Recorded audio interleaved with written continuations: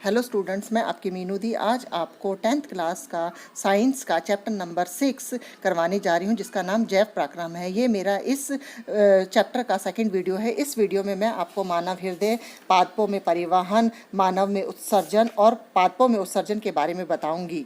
ये वीडियो अंत तक देखना और इसे लाइक और सब्सक्राइब करना बिल्कुल मत भूलना। सबसे पहले मैं आपको बताऊंगी कि हमारा जो हृदय है वो किस आकार का है और कैसा दिखता है। सबसे पहले हृदय हमारा एक पेशी अंग है जो एक मुट्ठी के आकार का होता है, क्योंकि रुधिर को ऑक्सीजन व कार्बन डाइऑक्साइड दोनों की ही का वहन करना होता है। अतः ऑक्सीजन प्रचुर रुधिर को कार्बन डाइऑक्साइड युक्त रुधिर से मिलाने को रोकने के लिए हृदय कई कोष्ठों में बटा होता है। कार्बन डाइऑक्साइड प्रचुर रुधिर को कार्बन डाइऑक्साइड छोड़ने के लिए फुसफुस में जाना पड़ता है तथा फुसफुस से वापस ऑक्सीजनित रुधिर को हृदय में लाना होता है। यह ऑक्सीजन प्रचुर रुधिर तब शरीर के शेष हिस्सों में पंप की तरह कार्य करता है। तो हमारे हृदय जो होता है किसकी भांति कार्य करता है? एक पंप की तरह कार्य करता है।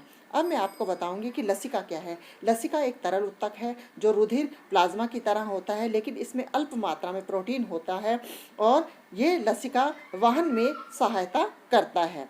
इसके बाद पादपों में परिवहन। पादपों में परिवहन दो उत्तकों द्वारा होता है, जाइलम और फ्लोएम के द्वारा होता है। सबसे पहले मैं आपको बताऊंगी कि जाइलम पादप तंत्र का एक अवयव है जो मृदा से प्राप्त यानी मिट्टी से प्राप्त जल और खनिज लवणों का चयन करता है, जबकि फ्लोएम पत्तियों द्वारा प्रकाश संश्लेषित उत्पादों को पौधों के अन्य भागों तक वाहन करता है। जड़ व मृदा के मध्य आयन सांद्रता में अंतर के चलते जल मृदा से जड़ों में प्रवेश कर जाता है तथा इसी के साथ एक जल स्तंभ निर्मित हो जाता है जो कि जल को लगातार ऊपर की ओर धकेलता है। यही दाब जल को ऊंचे वृक्ष के विभिन्न भागों तक के पहुंचाता है। इस प्रकार पादपों में खनिज लवण और जल वगैरह का वाहन होता है।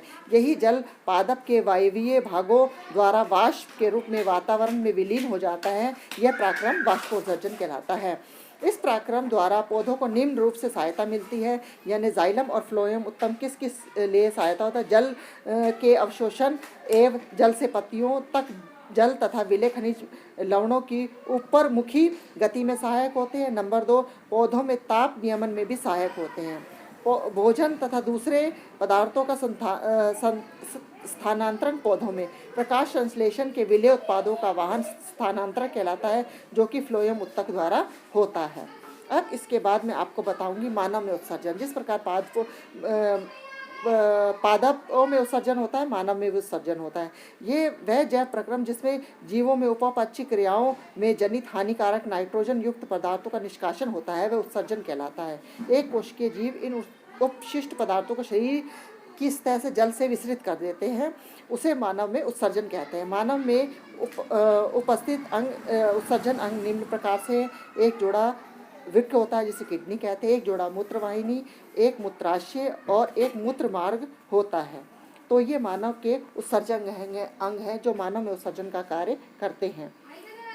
वृक्क में मूत्र निर्माण प्रक्रिया किस प्रकार होती है? वृक्क की संरचनात्मक और क्रियात्मक इकाई वृषाणु कहलाती है। वृषाणु के मुख्य भाग इस प्रकार हैं: कोशिका गुच्छी, यह पतली भित्ति वाला रुधिर कोशिकाओं को गुच्छा होता है। नंबर 2, वोमन संपुट। नंबर 3, नलिकाकार भाग। नंबर 4, संग्राहक वाहिनी।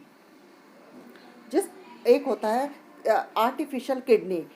कृत्रिम वृक्क क्या चीज़ है? अपोहन भी कहते हैं। ये एक ऐसी युक्ति है जिसके द्वारा रोगियों के रुधिर में से कृत्रिम वृक्क की मदद से नाइट्रोजन युक्त अपशिष्ट पदार्थों का निष्कासन किया जाता है। अगर किसी के रुधिर में नाइट्रोजन युक्त अपशिष्ट पदार्थों की मात्रा अधिक हो जाती है तो इस पराक्रम के द्वारा उसके शरीर से नाइट्रोजन युक्त अपशिष्ट पदार्थों को निकाला जाता है। प्राय एक स्वस्थ वयस्क में प्रतिदिन 180 लीटर आरंभिक निष्पयदन वृक्क में होता है, जिससे वे उत्सर्जित मूत्र का आयतन 1.2 लीटर है। शेष निस्यदन वृक्क नलिकाओं के पुनः अवशोषित हो जाता है।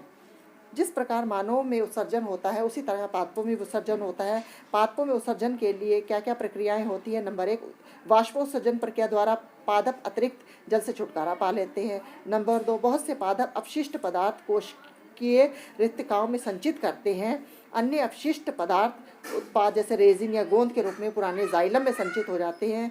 और नंबर 4, पादप कुछ अपशिष्ट पदार्थों को अपने आसपास मृदा में उत्सर्जित कर देते हैं। तो ये था मेरा आज का 6 चैप्टर जैव पराक्रम का सेकंड वीडियो। आपको कैसा लगा इसके बारे में कमेंट बॉक्स में ज़रूर लिखें और मेरे इस वीडियो को लाइक और सब्सक्राइब करना बिल्कुल मत भूलिए। धन्यवाद।